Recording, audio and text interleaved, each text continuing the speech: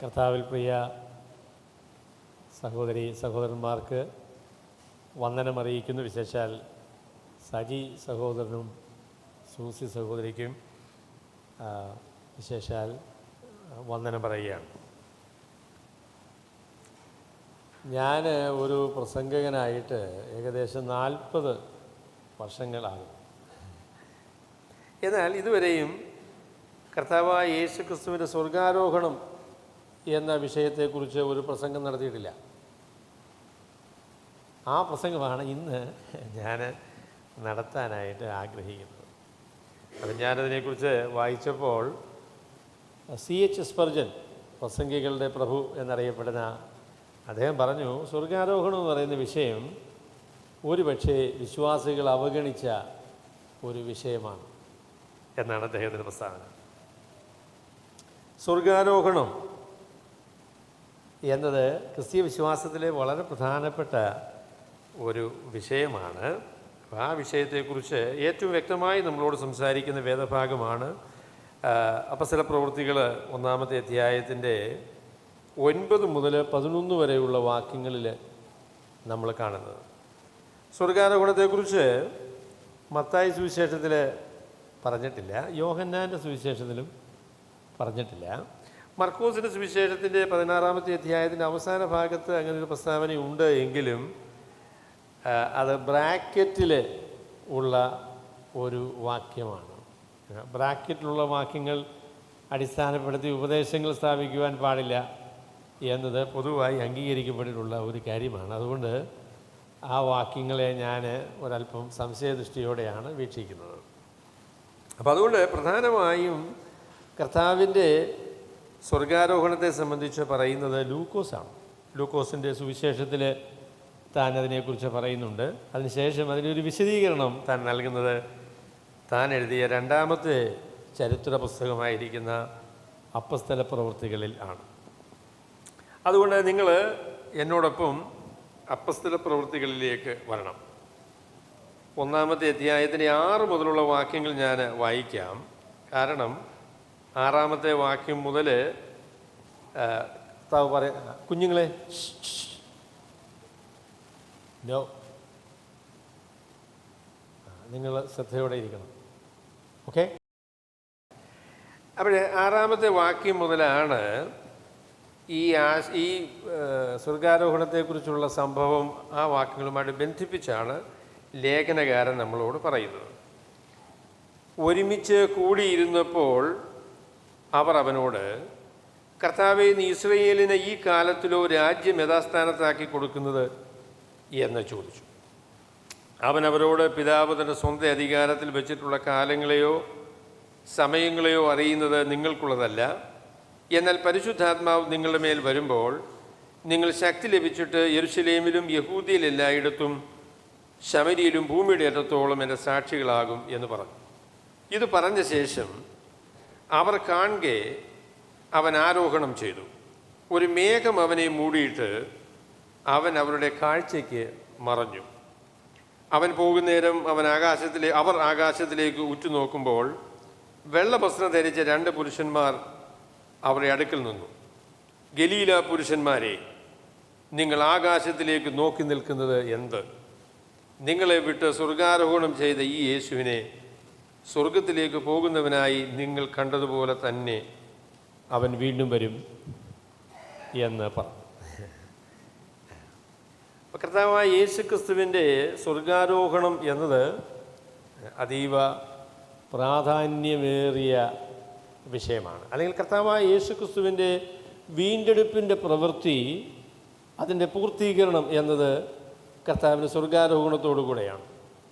കർത്താവിൻ്റെ മരണം, പുനരുത്ഥാനം, സ്വർഗാരോഹണം, പിന്നെ പരിശുദ്ധാത്മാവിൻ്റെ വരവ്, ഇത് ഒരു സംഭവം അല്ലെങ്കിൽ ഒരു സംഭവത്തിൻ്റെ വിവിധ വശങ്ങൾ എന്ന നിലയിലാണ് ലൂക്കോസ് നമ്മളുടെ മുൻപിൽ അവതരിപ്പിക്കുന്നത്. അങ്ങനെയാണ് അതിനെ നമ്മൾ വീക്ഷിക്കേണ്ടത്. അപ്പോൾ ഈ വാക്യത്തിൽ നിന്ന് 3 കാര്യങ്ങളല്ലേ പറയേണ്ടത്. എന്നോട് ഭാര്യ ചോദിച്ചു 3 പോയിൻ്റ് കിട്ടിയിട്ടുണ്ടോ എന്ന് ചോദിച്ചു. കിട്ടിയെന്ന് ഞാൻ പറഞ്ഞില്ല, എങ്കിലും 3 പോയിൻ്റ് എനിക്ക് കിട്ടിയിട്ടുണ്ട്. അവിടെ ഒന്നാമത് the fact of the ascension, കർത്താവായ യേശു ക്രിസ്തുവിൻ്റെ സ്വർഗാരോഹണം എന്ന വസ്തുത.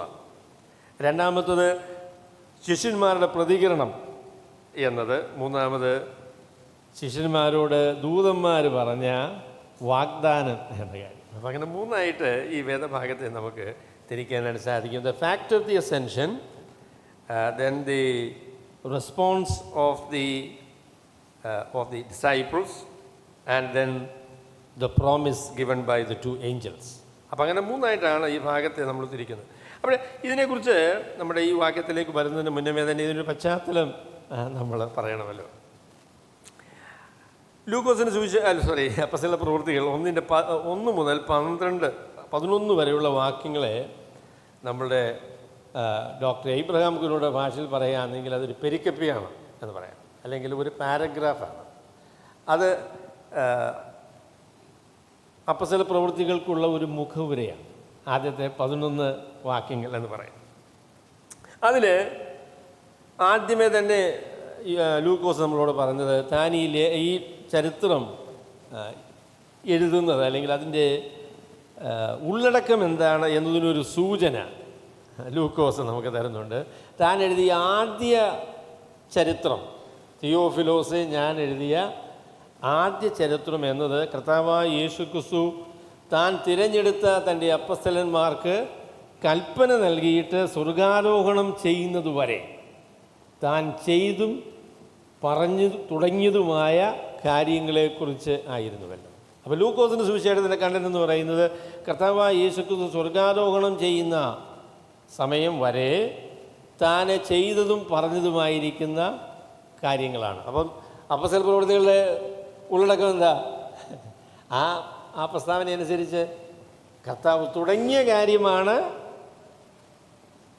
അപ്പോൾ ലൂക്കോസിൻ്റെ സുവിശേഷത്തിൽ പറഞ്ഞത്. ഇനിയും തുടർന്ന് ചെയ്യാനിരിക്കുന്ന കാര്യമാണ് അപ്പസ്തല പ്രവൃത്തികൾ താൻ പറയുന്നത്. സ്വർഗാരോഹണം ചെയ്ത കർത്താവ് തുടർന്ന് തൻ്റെ പരിശുദ്ധാത്മാവിനാൽ തൻ്റെ അപ്പസ്തലന്മാർ മുഖാന്തരം ഈ ലോകത്തിൽ ചെയ്ത കാര്യങ്ങളെക്കുറിച്ചാണ് ലൂക്കോസ് അപ്പസ്തല പ്രവൃത്തികളിൽ നമ്മളോട് പറയുന്നത്. അപ്പോൾ ആ പ്രസ്താവന നിങ്ങൾ ശ്രദ്ധിച്ചാൽ 2 കാര്യങ്ങൾ ശ്രദ്ധേയമായ രീതിയിൽ കർത്താവിൻ്റെ പ്രവർത്തനത്തോടനുബന്ധിച്ച് ലൂക്കോസ് പറയുന്നുണ്ട്. ഒന്ന്, താൻ തിരഞ്ഞെടുത്ത അപ്പോസ്തലന്മാർക്ക് പരിശുദ്ധാത്മാവിനാൽ കൽപ്പന നൽകിയിട്ട് പിന്നെ താൻ സ്വർഗാരോഹണം ചെയ്യുക എന്ന് പറയുന്ന പ്രസ്താവന. അപ്പോൾ അപ്പസ്തലന്മാരെ എന്ന് പറയുന്ന ആളുകൾ കർത്താവായ യേശു ക്രിസ്തുവിനാൽ തിരഞ്ഞെടുക്കപ്പെട്ട ആളുകളാണ്. അതുപോലെ തന്നെ കർത്താവായ യേശു ക്രിസ്തുവിൽ നിന്ന് നേരിട്ട് കൽപ്പന പ്രാപിച്ചതായിരിക്കുന്ന ആളുകളാണ്. അപ്പോൾ യേശു ക്രിസ്തുവിന് എന്ത് സംഭവിച്ചു എന്നതിനെ സംബന്ധിച്ച് നിങ്ങൾ അന്വേഷിക്കുമ്പോൾ കർത്താവായ യേശു ക്രിസ്തുവിനെ കണ്ട, കർത്താവായ യേശു ക്രിസ്തുവിന് സാക്ഷ്യം നിന്ന, കർത്താവായ യേശു ക്രിസ്തുവിനോട് കൂടെ സഞ്ചരിച്ച അപ്പസ്തലന്മാരോട് ചോദിക്കണം കേട്ടോ. അപ്പോൾ അത് വളരെ പ്രാഥമികമായിരിക്കുന്നൊരു കാര്യമാണ്, എന്നാൽ പലരും അവഗണിച്ചിട്ടുള്ളൊരു കാര്യമാണ്. യേശു ക്രിസ്തുവിന് എന്ത് സംഭവിച്ചു എന്നുള്ളതിന് എങ്ങനെ അറിയുന്നേ? ചില ആളുകൾ പറയും 600 വർഷം 650 വർഷം കഴിഞ്ഞതിന് ശേഷം ഒരു ആൾ വന്ന് യേശു ക്രിസ്തുവിന് എന്ത് സംഭവിച്ചു എന്നുള്ളതിനെക്കുറിച്ച് ഞാൻ പറയാമെന്ന്. അപ്പോൾ നമ്മൾ പറയും പോയി മനസ്സിരിക്കട്ടെ അല്ലേ. യേശു ക്രിസ്തുവിനെക്കുറിച്ച് അറിയാനായിട്ട് നമ്മൾ ആരോടാണ് ചോദിക്കേണ്ടത്? കർത്താവായ യേശു ക്രിസ്തുവിനോട് കൂടെ നടന്ന് താൻ പറഞ്ഞതും കേട്ടതുമായ പറഞ്ഞ കാര്യങ്ങൾ കേട്ടവരും ചെയ്ത കാര്യങ്ങൾ ദർശിച്ചവരുമായിരിക്കുന്ന ആളുകളോട് വേണം കർത്താവായ യേശു ക്രിസ്തുവിന് എന്ത് സംഭവിച്ചു എന്ന കാര്യത്തെക്കുറിച്ച് നമുക്ക് അന്വേഷിക്കാനായിട്ട്. അപ്പോൾ അവർ പറഞ്ഞ കാര്യം കേട്ടതിന് ശേഷം പിന്നെ അതിനെ ചേർത്ത് പറയുന്ന ആളുകളെ നമുക്ക് ശ്രദ്ധിക്കാം. എന്നാൽ the primary witness for what happen to Jesus Christ is the disciples. കർത്താവായ യേശു ക്രിസ്തുവിൻ്റെ അപ്പസ്തലന്മാരാണ് കർത്താവായ യേശു ക്രിസ്തുവിൻ്റെ അടിസ്ഥാനപരമായ സാക്ഷികൾ എന്ന് നമുക്കതിൽ നിന്ന് മനസ്സിലാവും. രണ്ടാമത് ഇവിടെ ലൂക്കോസ് പറയുന്ന കാര്യം, കർത്താവായ യേശു ക്രിസ്തു കഷ്ടം അനുഭവിച്ച ശേഷം താൻ ജീവനോടെ ഇരിക്കുന്നു അല്ലെങ്കിൽ താൻ ഉയർത്തെഴുന്നേറ്റിരിക്കുന്നു എന്നുള്ള കാര്യം സംശയാതീതമായ തെളിവുകളോടുകൂടെ അപ്പസ്തലന്മാർക്ക് ബോധ്യപ്പെടുത്തി എന്ന കാര്യമാണ് താൻ രണ്ടാമത് പറയുന്നത്. താൻ 40 ദിവസം പ്രത്യക്ഷപ്പെട്ട് അവരോട് ദൈവരാജ്യത്തെക്കുറിച്ച് പ്രസംഗിച്ച് താൻ ജീവനോടെ ഇരിക്കുന്നു എന്ന് സംശയാതീതമായി അവർക്ക് തെളിയിച്ചു കൊടുത്തു. അപ്പോൾ കർത്താവായ യേശു ക്രിസ്തു ഉയർത്തെഴുന്നേറ്റു എന്ന കാര്യം അപ്പസ്തലന്മാർക്ക് സംശയാതീതമായിട്ട് തെളിഞ്ഞ കാര്യമാണ്. 40 ദിവസം. ഇതെങ്ങനെയാണ് ഈ തെളിവ് വന്നത് എന്ന് ചോദിച്ചാൽ, താൻ 40 ദിവസം അവർക്ക് പ്രത്യക്ഷപ്പെട്ടു. എത്ര പ്രാവശ്യം പ്രത്യക്ഷപ്പെട്ടു എന്നുള്ളതിനെക്കുറിച്ച് നമുക്കറിയില്ല. എന്നാൽ ഇവർക്ക് സംശയം തീരുന്നതുവരെ പ്രത്യക്ഷപ്പെട്ടു. അപ്പോൾ എനിക്കൊരു ഇച്ചിരി സംശയമുണ്ടെന്ന് പറഞ്ഞാൽ പിന്നെ ഒരു പ്രാവശ്യം കർത്താവ് പ്രത്യക്ഷപ്പെടും. അങ്ങനെ സംശയം തീരുന്നത് വരെ ജീവനോടെ ഇരിക്കുന്നു എന്നതിന് ഒരു സംശയവും ബാക്കി നിൽക്കാതെ വണ്ണം കർത്താവായ യേശുക്രിസ്തു അവർക്ക് പ്രത്യക്ഷപ്പെട്ടു. 40 ദിവസം പ്രത്യക്ഷപ്പെട്ടു. ഒരിക്കൽ ഉണ്ടായ ഒരു അഭൂതപൂർവമായിരിക്കുന്ന അനുഭവമല്ല. പിന്നെയോ അവരുടെ സംശയങ്ങൾ നീക്കത്തക്കവണ്ണം ആവർത്തിച്ച് ആവർത്തിച്ച് ആവർത്തിച്ച് കർത്താവായ യേശുക്രിസ്തു ചെയ്ത കാര്യമാണ് ഈ 40 ദിവസം അവർക്ക് പ്രത്യക്ഷനായി എന്ന് പറയുന്ന കാര്യം. മാത്രമല്ല, കർത്താവായ യേശുക്രിസ്തു അവരോട് ഭക്ഷണം കഴിക്കുകയും അവരോടുകൂടെ ഇടപെടുകയും വിശേഷാൽ അവരെ ഉപദേശിക്കുകയും ചെയ്തു. കർത്താവ് ഉപദേശിച്ച പ്രധാനപ്പെട്ട വിഷയമെന്ന് പറയുന്നത് ദൈവരാജ്യത്തെക്കുറിച്ച് ആയിരുന്നു. കർത്താവ് ദൈവരാജ്യത്തെക്കുറിച്ച് എന്തെല്ലാം കാര്യമാണ് പറഞ്ഞത് എന്നത് നമുക്കൊന്ന് രേഖപ്പെടുത്തി തന്നാൽ നമുക്ക് നന്നായിരുന്നു. എന്നാൽ അങ്ങനെ ഒരു രേഖ നമുക്ക് അപ്പോസ്തലന്മാരെ നൽകിയിട്ടില്ല. എന്നാൽ കർത്താവായ യേശുക്രിസ്തു ദൈവരാജ്യത്തെക്കുറിച്ച് പ്രസംഗിച്ചു എന്നാണ് നമ്മൾ വായിക്കുന്നത്. അപ്പോൾ പ്രത്യക്ഷപ്പെട്ടു, പ്രസംഗിച്ചു.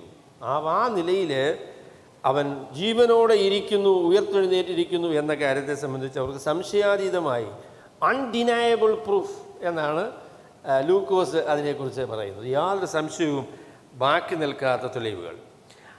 കർത്താവായ യേശുക്രിസ്തു 40 ദിവസം തൻ്റെ ശിഷ്യന്മാരോടുകൂടെ ചെലവഴിച്ചപ്പോൾ താൻ ചെയ്ത 2 കാര്യങ്ങൾ, അല്ലെങ്കിൽ താൻ പറഞ്ഞ 2 കാര്യങ്ങൾ ലൂക്കോസ് ഈ മുഖവുരയിൽ ഉൾപ്പെടുത്തിയിട്ടുണ്ട്. ആദ്യത്തെ കാര്യമെന്ന് പറയുന്നത് അവരോടുകൂടെ ഭക്ഷണം കഴിക്കുമ്പോൾ കർത്താവ് പറഞ്ഞ ഒരു വാഗ്ദാനമാണ്. അതെന്താണെന്ന് ചോദിച്ചാൽ, ദൈവത്തിൻ്റെ താൻ സ്വർഗാരോഹണം ചെയ്യുമ്പോൾ, സ്വർഗാരോഹണം എന്നുള്ളതായിരിക്കുന്ന വാക്കുകൾ ശിഷ്യന്മാരോട് കർത്താവ് അങ്ങനെ പറയുന്നില്ല. എന്നാൽ താൻ പോയതിന് ശേഷം തൻ്റെ സാന്നിധ്യം ഉറപ്പുവരുത്തുന്നത് ദൈവത്തിൻ്റെ പരിശുദ്ധാത്മാവാണ് എന്നവരോട് പറഞ്ഞു.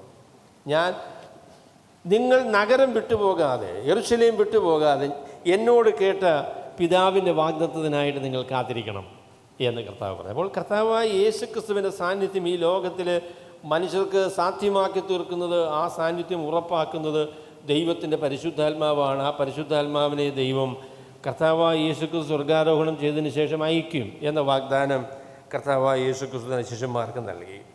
രണ്ടാമത്തെ സംഭാഷണം എത്ര ദിവസം കഴിഞ്ഞിട്ടാണെന്ന് നമുക്കറിയത്തില്ല. ഏതായാലും 2 സംഭാഷണങ്ങളെ ലൂക്കോസ് ഉൾപ്പെടുത്തുന്നുള്ളൂ. രണ്ടാമത്തെ സംഭാഷണം എന്ന് പറയുന്നത് യഥാർത്ഥത്തിൽ ശിഷ്യന്മാർ ചോദിച്ചൊരു ചോദ്യവും അതിന് കർത്താവ് നൽകുന്ന മറുപടിയുമാണ്. ആ മറുപടി അവസാനത്തിലാണ് ഈ സ്വർഗാരോഹണം എന്ന് പറയുന്ന കാര്യം നമ്മൾ കാണുന്നത്. അവിടെ കർത്താവ് അവർ ഒരുമിച്ച് കൂടിയിരിക്കുമ്പോൾ അവർ അവനോട്, കർത്താവേ, നീ ഇസ്രായേലിന് ഈ കാലത്തിലോ രാജ്യം യഥാസ്ഥാനത്താക്കി കൊടുക്കുന്നത് എന്ന് ചോദിച്ചു. അപ്പോൾ ശിഷ്യന്മാരെ കർത്താവിനോട് ചോദിച്ചു ഒരു ചോദ്യം മാത്രമേ നമുക്ക് ഉയർത്തുന്നതിന് ശേഷം ചോദിച്ച ചോദ്യം, ആ ഒരു ചോദ്യമാണ് നമുക്ക് ഇവിടെ കാണാൻ കഴിയുന്നത്. ആ ചോദ്യം, ഈ കാലത്താണോ നീ രാജ്യം ഇസ്രായേലിന് യഥാസ്ഥാനത്തമാക്കി കൊടുക്കുന്നത് എന്ന് ചോദിച്ചു. അപ്പോൾ ആ ചോദ്യത്തെക്കുറിച്ച് പല തരത്തിലുള്ള വ്യാഖ്യാനങ്ങളൊക്കെ ഉണ്ട്. ദൈവരാജ്യത്തിൻ്റെ സ്ഥാപനം എന്ന് പറയുന്ന വിഷയത്തെ സംബന്ധിച്ച് ഒരുപാട് ചർച്ചകൾ നടക്കുന്ന ഒരു മേഖലയാണ് ദൈവരാജ്യത്തിൻ്റെ സ്ഥാപനം. അതിനെ അധികരിച്ച് പലവിധമായിരിക്കുന്ന വേദശാസ്ത്രങ്ങൾ ഉണ്ടാക്കിയിട്ടുണ്ട്. പ്രീ മില്ലീനിയലിസം, മില്ലീനിയലിസം, പോസ്റ്റ് മില്ലീനിയലിസം എന്നൊക്കെ പറഞ്ഞുള്ള ആശയങ്ങൾ അതിനോടനുബന്ധിച്ചുണ്ടായിട്ടുള്ള കാര്യമാണ്. എന്നാൽ ഈ ചോദ്യത്തിന് ഒരു കാര്യം ഞാൻ പറയാം. അത് ഒരു പ്രീ മില്ലീനിയൽ കാഴ്ചപ്പാടിൽ നിന്നുള്ളതായിരിക്കുന്ന കാര്യമാണ്. അതിൻ്റെ ആ കാര്യം എന്താണെന്ന് ചോദിച്ചാൽ, ഈ ചോദ്യം ചോദിച്ച ശിഷ്യന്മാരെ കർത്താവ് ശാസിച്ചില്ല. അതാണ് ആ ഭാഗത്തു നിന്ന് മനസ്സിലാക്കാൻ പറ്റുന്ന വളരെ പ്രധാനപ്പെട്ട ഒരു കാര്യം. അതാണ്, നിങ്ങൾ ഈ ചോദ്യമാണോ എന്നോട് ചോദിക്കുന്നത്? ഇങ്ങനെയൊക്കെ നിങ്ങൾക്ക് ചോദിക്കാൻ പറ്റുമോ എന്നൊന്നും കർത്താവ് ചോദിച്ചില്ല. ചോദ്യത്തിന് പ്രശ്നമൊന്നുമില്ലായിരുന്നു കേട്ടോ. പ്രശ്നം ഉണ്ടായതാണെന്ന് ചോദിച്ചാൽ കാലവും സമയവും സംബന്ധിച്ചുള്ളതായിരിക്കുന്ന അവരുടെ കൺസേൺ. അതാണ് കർത്താവിൻ്റെ പ്രശ്നം. ഈ കാലത്തിലോ നീ ഇസ്രായേലിന് രാജ്യം യഥാസ്ഥാനത്താക്കി കൊടുക്കുന്നത് എന്ന് ചോദിച്ചു. അപ്പോൾ രാജ്യം യഥാസ്ഥാനത്താക്കി കൊടുക്കുക എന്നുള്ള കാര്യത്തെക്കുറിച്ച് കർത്താവ് എതിർത്തില്ല. അതിനെക്കുറിച്ച് അവരോടൊന്നും പറഞ്ഞില്ല. പക്ഷേ ഈ കാലത്തിലോ എന്ന് ചോദിച്ചപ്പോൾ കർത്താവിന് പറഞ്ഞ മറുപടി എന്ന് പറയുന്നത്, പിതാവ് സ്വന്തം അധികാരത്തിൽ വെച്ചിരിക്കുന്ന കാലവും സമയവും അറിയുന്നത് നിങ്ങൾക്കുള്ളതല്ല. നിങ്ങൾക്ക് ഉള്ള ഉത്തരവാദിത്വം എന്ന് പറയുന്നത് കാലവും സമയവും തിരിച്ചറിഞ്ഞ് ചില സ്നേഹിതന്മാർ ഇപ്പോഴേ 2025 സഹോദര കർത്താവ് വരുമെന്നുള്ള കാര്യം ഭയങ്കര കാര്യമായിട്ട് പറയാം. എൻ്റെ ദൈവമേ എത്രയോ പ്രാവശ്യം കർത്താവ് വന്നെന്നറിയാമോ? എന്ന് വെച്ചാൽ ഇവർ ഓരോ വർഷം ഇങ്ങനെ പറഞ്ഞുകൊണ്ടിരിക്കും. വന്നു കഴിയും, അത് വർഷം കഴിയുമ്പോൾ പറയാം ഒരു ചെറിയ കാൽക്കുലേഷനിൽ വ്യത്യാസം വന്നു, അതുകൊണ്ട് ഇനി ഇന്ന വർഷമായിരിക്കുമെന്ന് പറയും. എന്നാൽ കർത്താവ് പറഞ്ഞ ഈ പ്രസ്താവന ശ്രദ്ധിക്കാത്തത് കൊണ്ടല്ലേ അവർ പറയുന്നത്. പിതാവ് സ്വന്തം അധികാരത്തിൽ വെച്ചിരിക്കുന്ന കാലത്തെയും സമയത്തെയും കുറിച്ച് നിങ്ങൾക്ക് അറിയാനായിട്ട് സാധിക്കുകയില്ല, അത് നിങ്ങൾക്കുള്ള കാര്യമല്ല എന്നാണ് കർത്താവിനോട് പറഞ്ഞത്. കർത്താവായ യേശുക്രിസ്തുവിൻ്റെ വളരെ ആശ്ചര്യകരമായിരിക്കുന്നൊരു പ്രസ്താവന മത്തായി സുവിശേഷത്തിൽ നമ്മൾ വായിക്കുന്നുണ്ട്, അത് മറ്റ് സുവിശേഷങ്ങളിലുമുണ്ട്. കർത്താവ് പറഞ്ഞു, കർത്താവ് വരുന്ന സമയത്തെ സംബന്ധിച്ച് പിതാവിനല്ലാതെ സ്വർഗത്തിലെ ദൂതന്മാരും പുത്രനും കൂടെ അറിയുന്നില്ല. സർവജ്ഞാനിയായിരിക്കുന്ന കർത്താവ് സകലത്തെയും അറിയുന്ന പുത്രന് ഈ വരുന്ന സമയം അറിയത്തില്ല എന്ന് പറഞ്ഞത് അതൊരു പ്രശ്നമല്ലേ? മുസ്ലിങ്ങളും യഹോവ സാക്ഷിക്കാരും ഒക്കെ നമ്മളോട് ചോദിക്കും, അപ്പം എല്ലാ കാര്യവും ഒന്നും പുത്രൻ അറിയത്തില്ല, അതായത് കർത്താവിൻ്റെ വരവിനെക്കുറിച്ച് ഏതായാലും കർത്താവിന് അറിയത്തില്ലല്ലോ. അതിന് ഉള്ളതായിരിക്കുന്ന ഒരു വിശദീകരണവും കൂടെ കർത്താവിൻ്റെ ഈ പ്രസ്താവനയിൽ നമുക്ക് കാണാൻ പറ്റും.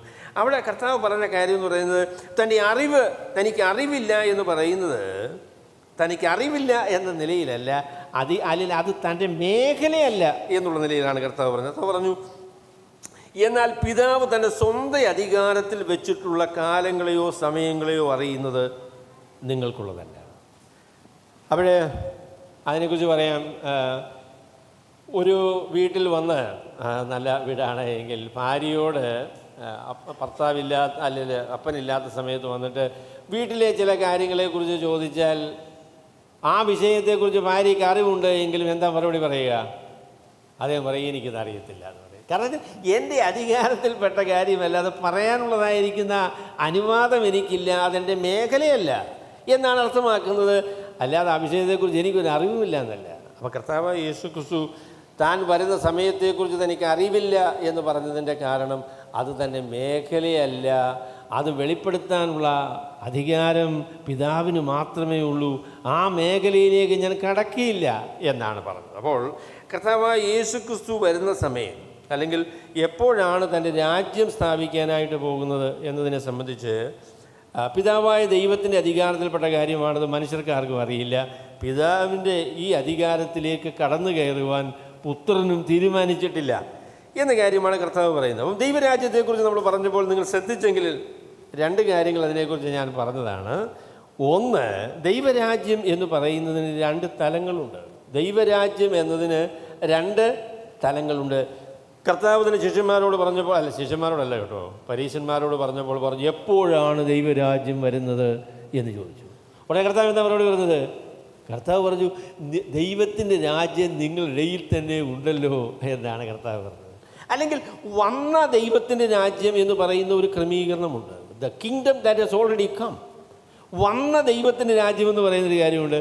പിന്നെ തന്നെ ശിഷ്യന്മാരോട് പ്രാർത്ഥിക്കാൻ പഠിപ്പിച്ചപ്പോൾ പറഞ്ഞു, നിൻ്റെ രാജ്യം വരണമേ എന്ന് നിങ്ങൾ പ്രാർത്ഥിക്കണം എന്ന് പറഞ്ഞു. അപ്പോൾ വരാനിരിക്കുന്ന രാജ്യം എന്ന് പറയുന്നൊരു ക്രമീകരണമുണ്ട്, വന്നിരിക്കുന്ന രാജ്യം എന്ന് പറയുന്നതായിരിക്കുന്ന ക്രമീകരണമുണ്ട്. അല്ലെങ്കിൽ ഒരു ലളിതമായ ഭാഷയിൽ പറഞ്ഞാൽ ദൈവത്തിൻ്റെ രാജ്യത്തിൻ്റെ ആത്മീക അനുഭവം വന്നു കഴിഞ്ഞിരിക്കുന്നു. അതിൻ്റെ അക്ഷരീകവും പ്രായോഗികവുമായിരിക്കുന്ന അനുഭവം വരാനിരിക്കുന്നതേ ഉള്ളൂ. ദൈവരാജ്യത്തിൻ്റെ ആത്മീകമായിരിക്കുന്ന ഈ അനുഭവം വന്നു കഴിഞ്ഞിരിക്കുന്നു. എന്നാൽ ദൈവരാജ്യത്തിൻ്റെ അക്ഷരീകവും അതിൻ്റെ പൂർത്തീകരണവുമായിരിക്കുന്ന കാര്യം ഇനി വരാനിരിക്കുന്നതേ ഉള്ളൂ എന്നാണ് കർത്താവ് പറഞ്ഞത്. അപ്പോൾ ദൈവരാജ്യത്തെക്കുറിച്ച് പറയുമ്പോൾ ഏറ്റവും പ്രധാനമായി നമ്മൾ പറയേണ്ടത് ദൈവത്തിൻ്റെ ഭരണമാണ്.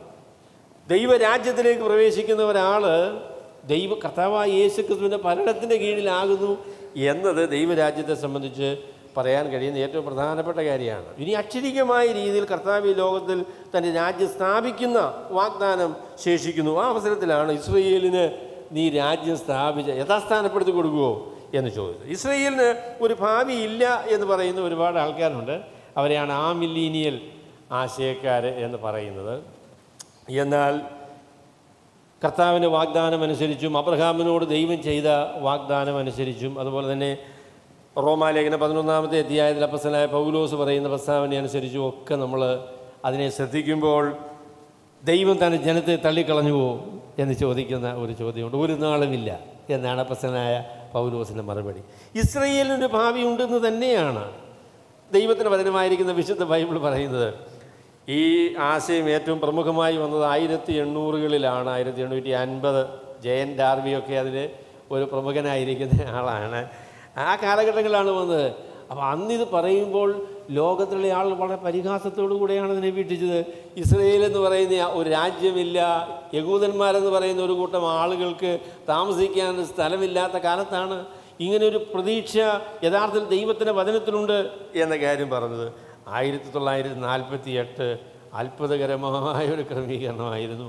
അന്നാണ് യഥാർത്ഥത്തിൽ ഇസ്രയേലിനൊരു രാജ്യം ആയിട്ട് അവരെ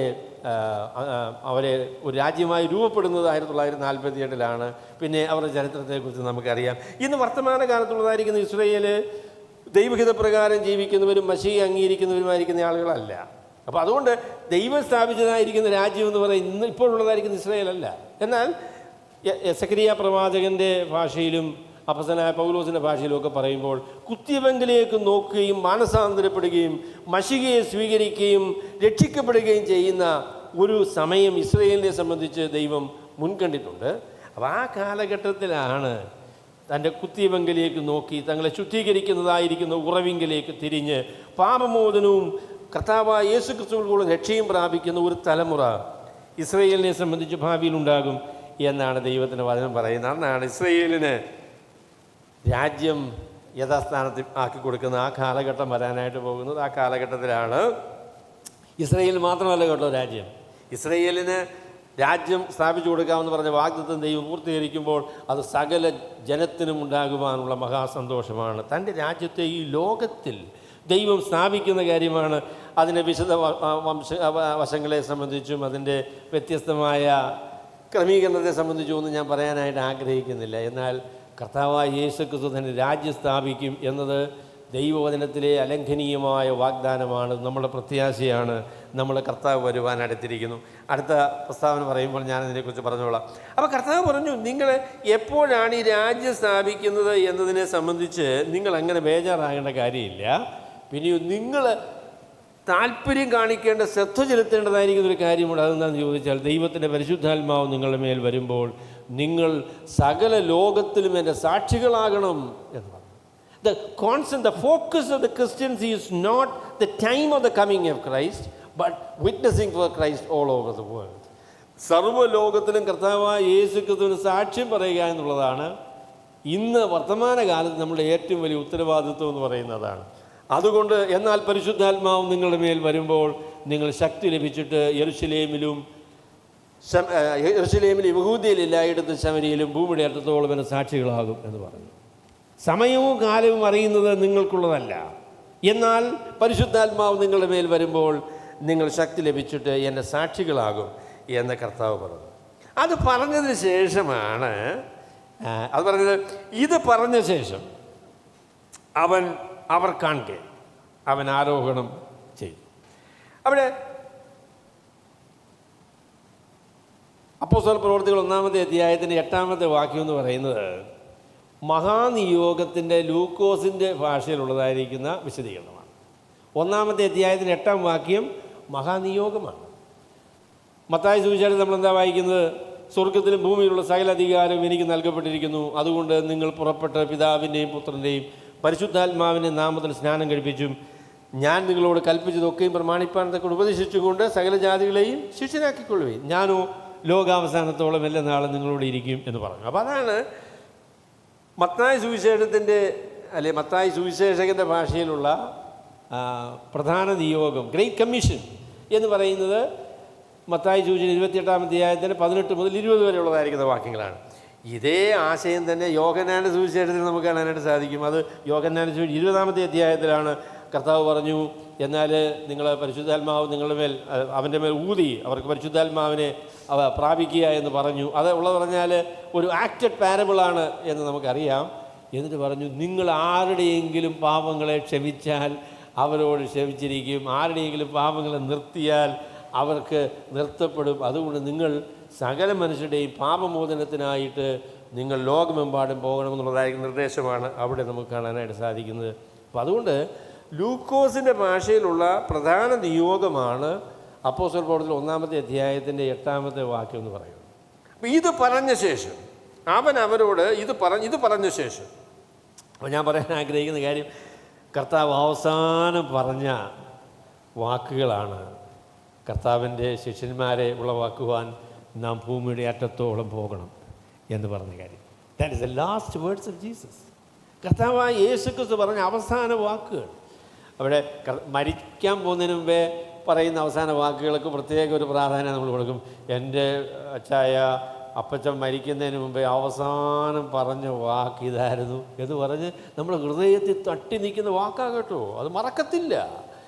കർത്താവ് മരിക്കുന്നതിന് അവസാന വാക്കൊന്നുമല്ല. എന്നാൽ സ്വർഗാരോഹണം ചെയ്യുന്നതിന് മുന്നമേ അവൻ അവസാനം പറഞ്ഞതായിരിക്കുന്ന വാക്കുകൾ, നിങ്ങൾ എൻ്റെ സാക്ഷികളാകും. നിങ്ങൾ യെരുശലേമിലും യഹൂദയിൽ എല്ലായിടത്തും ശമരിയിലും ഭൂമിയുടെ അറ്റത്തോളം എൻ്റെ സാക്ഷികളാകും. ആകയാൽ നിങ്ങൾ പുറപ്പെട്ട് പിതാവിൻ്റെയും പുത്രൻ്റെയും പരിശുദ്ധാത്മാവിൻ്റെയും നാമത്തിൽ സ്നാനം കഴിപ്പിച്ചു. ഞാൻ നിങ്ങളോട് കൽപ്പിച്ചതൊക്കെയും പ്രമാണിപ്പാൻ തക്ക ഉപദേശിച്ചും കൊണ്ട്. അവിടെ ഓരോ സുവിശേഷകന്മാർ രേഖപ്പെടുത്തിയിരിക്കുന്നത് അവരുടെ പ്രത്യേക ഉദ്ദേശ്യം അനുസരിച്ചാണ്. അല്ലെങ്കിൽ കർത്താവ് പറഞ്ഞത് ഈ പറഞ്ഞ കാര്യമൊക്കെ പറഞ്ഞു കാണും. ഇവിടെ നിങ്ങൾ ടി വി കാണുന്ന ആളുകളാണല്ലേ, നിങ്ങൾ ടി വി കാണാത്ത ആളുകൾ കാണുമായിരിക്കും. എന്നാലും പൊതുവേ നിങ്ങൾ ടി വിയോട് സ്നേഹമുള്ള ആൾക്കാരാണെന്ന് എനിക്കറിയാം. നിങ്ങൾ പല ന്യൂസുകൾ വാച്ച് ചെയ്യുക. നിങ്ങൾ ഒരേ കാര്യം തന്നെ പല ചാനൽ 24 ഏഷ്യാനെറ്റ്, പിന്നെ വേറെ കുറേ ആൾക്കാർ, എനിക്കെല്ലാ ചാനലുകളും അറിയത്തില്ല, അവരൊക്കെ പറയുന്നത് ഒരേ കാര്യമാണ് പറയുന്നത്. പക്ഷേങ്കിൽ ഒരേ രീതിയിലല്ല അവർ പറയുന്നത്. അപ്പോൾ അവർ പറഞ്ഞത് പല കാര്യങ്ങളാണെങ്കിലും ഒരു കാര്യം തന്നെയാണ് എന്ന് പറഞ്ഞാൽ, സംഭവ സ്ഥലത്ത് ഒരുപാട് കാര്യങ്ങൾ നടന്നു, ഒരുപാട് കാര്യങ്ങൾ പറഞ്ഞു. ഈ റിപ്പോർട്ടർക്ക് പ്രത്യേകമായി താല്പര്യം തോന്നിയ ആ ഒരു ആംഗിൾ നിന്നുകൊണ്ടാണ് അദ്ദേഹം സംസാരിക്കുന്നത്. അപ്പോൾ കർത്താവായ യേശു സ്വർഗാരോഹണം ചെയ്യുന്ന അവസരത്തിൽ താൻ പല കാര്യങ്ങൾ അവരോട് പറഞ്ഞു. ദൈവരാജ്യത്തെക്കുറിച്ച് പറഞ്ഞു എന്ന കാര്യം ലൂക്കോസ് പറയുന്നുണ്ട്. He told them so many things. ഒരുപാട് കാര്യങ്ങൾ കർത്താവ് പറഞ്ഞതാണ്. അപ്പോൾ മത്തായി സുവിശേഷകൻ രേഖപ്പെടുത്തുമ്പോൾ അദ്ദേഹം പറയും, ഈ നിലയിലാണ് കർത്താവ് പറഞ്ഞത്. ആ കർത്താവ് ആ വാക്കുകൾ ഉപയോഗിച്ചതാണ്. ലൂക്കോസ് പറയുമ്പോൾ പറയും, എന്നാൽ പരിശുദ്ധാത്മാവ് നിങ്ങളുടെ മേൽ വരുമ്പോൾ നിങ്ങൾ ശക്തി ലഭിച്ചിട്ട് യെരുശലേമിലും യഹൂദിയിൽ എല്ലായിടത്തും ശമരിയിലും ഭൂമിയുടെ അറ്റത്തോളം എൻ്റെ സാക്ഷികളാകും. അത് കർത്താവ് പറഞ്ഞിരിക്കുന്ന വാക്കുകൾ തന്നെയാണ്. അപ്പം അതാണ് ഇവിടെ രേഖപ്പെടുത്തിയിരിക്കുന്നത്. അപ്പം അതുകൊണ്ട് ആദ്യമേ ഞാൻ പറയാൻ ആഗ്രഹിക്കുന്നത്, പ്രധാന നിയോഗമാണ് കർത്താവിൻ്റെ അവസാന വാക്കുകൾ. അത് അതീവ പ്രാധാന്യമുള്ള കൽപ്പനയാണ്. അത് നമ്മൾ ശിരസ വഹിക്കേണ്ടതായിരിക്കുന്ന കൽപ്പനയാണ്. അതിനെ അവഗണിക്കുക എന്നത്, അതിന് അനുവാദം ദൈവം നമുക്ക് തന്നിട്ടില്ല. That is the last words on the mouth of Jesus. കർത്താവിൻ്റെ അധരങ്ങളിൽ നിന്ന് കേട്ട അവസാന വാക്കുകൾ, നിങ്ങൾ എൻ്റെ സാക്ഷികളാകും, നിങ്ങൾ ഭൂമിയുടെ അറ്റത്തോളം എൻ്റെ സാക്ഷികളാകും. അപ്പോൾ അതിന് താല്പര്യമില്ലാത്ത വിശ്വാസികൾ, അതിനെക്കുറിച്ച് യാതൊരു ധാരണയുമില്ലാത്തതായിരിക്കുന്ന വിശ്വാസികൾ, അവരെക്കുറിച്ച് എന്താ പറയേണ്ടേ? അവർ യഥാർത്ഥത്തിൽ വിശ്വാസികൾ തന്നെയാണോ എന്ന് അവരെക്കുറിച്ച് ചോദിക്കണ്ടേ? എൻ്റെ പൊന്നു സഹോദരങ്ങളെ, ഞാൻ പറയട്ടെ, സുവിശേഷവൽക്കരണം, ലോക സുവിശേഷവൽക്കരണം എന്നത് നമ്മളുടെ ഉത്തരവാദിത്വമാണ് എന്ന് ചിന്തിക്കാത്ത വിശ്വാസികൾ സത്യവിശ്വാസികളാണോ എന്ന് ചിന്തിക്കേണ്ടിയിരിക്കുന്നു. കാരണം കർത്താവ് പറഞ്ഞ അവസാന വാക്കുകൾ എന്നാണ് സുവിശേഷത്തിന് സാക്ഷ്യം വഹിക്കുവാൻ, മനുഷ്യൻ്റെ രക്ഷയ്ക്കായിട്ട് ദൈവം ഒരുക്കിയ സന്ദേശം ലോകത്തിൻ്റെ അറ്റത്തോളം എത്തിക്കുവാൻ, മനുഷ്യരോട് സന്ദേശം പറയുവാൻ, അതിനുള്ളതായിരിക്കുന്ന ഉത്തരവാദിത്വം നമുക്കുണ്ട്. ഞാനിന്ന് രാവിലെ പ്രെയർ റിക്വസ്റ്റ് അല്ലേ, അങ്ങനൊരു വാട്സപ്പ് ഗ്രൂപ്പുണ്ടല്ലോ. അപ്പോൾ അത് വായിച്ചപ്പോൾ UP-യിലെ ഗവൺമെൻറ്റിൻ്റെ തീരുമാനത്തെക്കുറിച്ച് വായിച്ചു. സുവിശേഷം പറയുന്ന ഈ ആളുകൾക്ക് ജീവപര്യന്തം തടവ് എന്നാണ് പറഞ്ഞത് കേട്ടോ. ദൈവമേ, പിശാച് ഈ സുവിശേഷം മനുഷ്യർ കേൾക്കരുത് എന്നതിന് വേണ്ടി എന്തെല്ലാം പരിപാടികളാണ് തയ്യാറാക്കുന്നത്. പിശാചിൻ്റെ ഒരേ ഒരു ലക്ഷ്യം സുവിശേഷം ആരും കേൾക്കരുത് എന്നുള്ളതാണ്.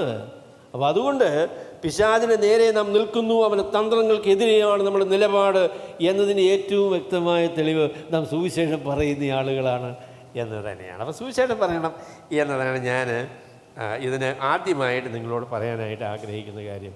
V are witnesses. നാം കർത്താവായ യേശു ക്രിസ്തുവിൻ്റെ സാക്ഷികളാണ്. ഇത് പറഞ്ഞ ശേഷം അപ്പം ഞാൻ ഇനിയും നമ്മളുടെ സ്വർഗാരോഹണത്തിലേക്ക് നമുക്ക് വരാം. അത് 9-ാമത്തെ വാക്യമാണ്. ഇത് പറഞ്ഞ ശേഷം യഥാർത്ഥത്തിൽ ഒരു വളരെ രസകരമായ രീതിയിലാണ് ലൂക്കോസ് ഈ വാക്യം ക്രമപ്പെടുത്തിയിരിക്കുന്നത്. പറഞ്ഞ ശേഷം എന്നുള്ളത് വ്യാഖ്യാനമാണ്. While he was speaking they were looking. അപ്പോൾ എല്ലാം ഒരു ആക്ഷൻ വാക്കുകളായിട്ടാണ് അപ്പോസ്തലനായ പൗലോസ് കർത്താവിനെ പറഞ്ഞുകൊണ്ടിരിക്കുന്നു, ഇവരിങ്ങനെ നോക്കിക്കൊണ്ടിരിക്കുന്നു.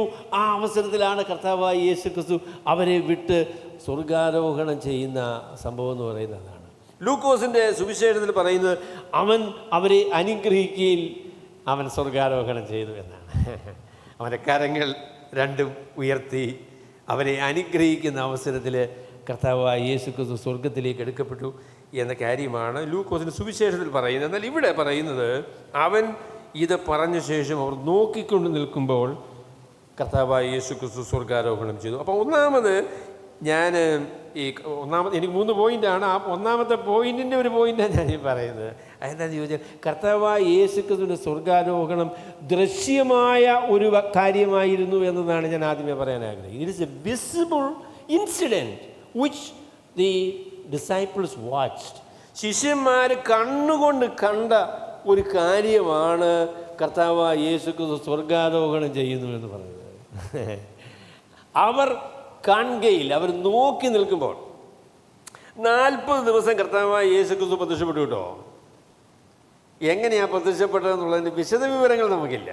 പെട്ടെന്ന് കർത്താവ് പ്രത്യക്ഷപ്പെടും, കുറേ കഴിയുമ്പോൾ കർത്താവിനെ കാണുകയില്ല. അങ്ങനെയാണ് ഈ 40 ദിവസങ്ങളിൽ. അപ്പോൾ കാണാതെ നിൽക്കുമ്പം ശിഷ്യന്മാർ പറയും ഇനിയും കർത്താവ് വരും കേട്ടോ. എപ്പോഴാണ് വരുന്നത് നമുക്കറിയത്തില്ല, കർത്താവ് വരും. കുറേ കഴിയുമ്പോൾ കർത്താവ്, കുറേ നേരമൊക്കെ അവരോട് സംസാരിച്ചതിന് ശേഷം കർത്താവിനെ കാണുന്നില്ല. എന്നാൽ ഈ അവസരത്തിൽ അങ്ങനെയല്ല. അവർ നോക്കി നിൽക്കുമ്പോൾ, അവരോട് സംസാരിച്ചുകൊണ്ട് നിൽക്കുമ്പോൾ അവർ കാണുക ഇനി താൻ വരികയില്ല, അല്ലെങ്കിൽ ഈ നിലയിൽ ഇനി പ്രത്യക്ഷപ്പെടാൻ പോകുന്നില്ല എന്ന് തെളിയിച്ചുകൊണ്ട് അവർ കാണുക അവൻ സ്വർഗാരോഹണം ചെയ്തു എന്നാണ് പറയുന്നത്. They were looking and then they saw him being lifted up. സാവകാശം കർത്താവ് ഇങ്ങനെ ഉയർന്ന് ഉയർന്ന് ഉയർന്ന് തൻ്റെ കരങ്ങളിങ്ങനെ അവരെ അനുഗ്രഹിക്കുന്ന കരങ്ങൾ അവർക്ക് കാണാം. അത് ഉയർന്ന് ഉയർന്ന് ഉയർന്ന് ഉയർന്ന് ഉയർന്ന് അവരുടെ കാഴ്ചയിൽ നിന്ന് മറഞ്ഞ് കർത്താവ് അവർക്ക് അപ്രത്യക്ഷനായി. അപ്പോൾ ആ നിലയിലാണ് അവരത് കാണുന്നത്. They saw him ascending. കർത്താവായ യേശു ക്രിസ്തു സ്വർഗാരോഹണം ചെയ്യുന്ന കാര്യം അവർ കണ്ണുകൾ കൊണ്ട് തന്നെ അവർ കണ്ട കാര്യമാണ്. They watched him going to heaven. രണ്ടാമത് സ്വർഗാരോഹണത്തിൻ്റെ ദ ഫാക്ട് ഓഫ് ഹിസ് അസെൻഷനെ കുറിച്ച് പറയുമ്പോൾ പറയാൻ സാധിക്കുന്നത് അവൻ സ്വർഗാരോഹണം ചെയ്തു, അവൻ ആരോഹണം ചെയ്തു എന്ന് പറയുന്ന പരിഭാഷ ശരിയല്ല. നിങ്ങൾ നോക്കിയാൽ അറിയാം, ആ പരിഭാഷ ശരിയല്ല. ആരോഹണം ചെയ്തു എന്നല്ല, ഹി വാസ് ടേക്കൺ അപ്പ് എന്നാണ്. കർത്താവായ യേശു ക്രിസ്തു എടുക്കപ്പെട്ടു എന്നാണ് അതിൻ്റെ ശരിയായ പരിഭാഷ. കാരണം എന്ന് ചോദിച്ചാൽ ആരോഹണം ചെയ്തു എന്ന് പറയുന്നത് പാസീവ് ടെൻസാണ്. ആരോഹണം ചെയ്തു എന്ന് പറയുന്നത് ആക്റ്റീവ് അല്ലേ? ഇറ്റ് ഇസ് ആക്ച്വലി പാസീവ് ആയിട്ടുള്ള വാക്കാണ്. അപ്പോൾ അതാണ് കർത്താവായ യേശു ക്രിസ്തുവിനെ സംബന്ധിച്ച് പറയുന്നത്. It is A passive statement that he was taken up. അപ്പോൾ അതിനെക്കുറിച്ച് പറയാൻ സാധിക്കുന്നത് കർത്താവായ യേശു ക്രിസ്തുവിൻ്റെ പുനരുത്ഥാനവും സ്വർഗാരോഹണവും പിതാവായ ദൈവം ചെയ്തതായിട്ടാണ് പൊതുവെ ബൈബിളിൽ രേഖപ്പെടുത്തിയിരിക്കുന്നത്. കർത്താവായ യേശു ക്രിസ്തു തന്നെത്താൻ ഉയർത്തെഴുന്നേറ്റു എന്നുള്ളതായിരിക്കുന്ന പ്രസ്താവനയുണ്ട് കേട്ടോ. എന്നാൽ ഉയർത്തെഴുന്നേൽപ്പും സ്വർഗാരോഹണവും പിതാവായ ദൈവമാണ് ചെയ്തത് എന്ന നിലയിലാണ് ബൈബിളിൽ അതിനെക്കുറിച്ച് പറഞ്ഞിരിക്കുന്നത്. സ്വർഗത്തിലെ ദൈവം അവനെ മരിച്ചവിടയിൽ നിന്ന് ഉയർത്തെഴുന്നേൽപ്പിച്ചു. സ്വർഗത്തിലെ ദൈവം അവനെ മരിച്ചവിടയിൽ നിന്ന് ഉയർത്തെഴുന്നേൽപ്പിച്ചു.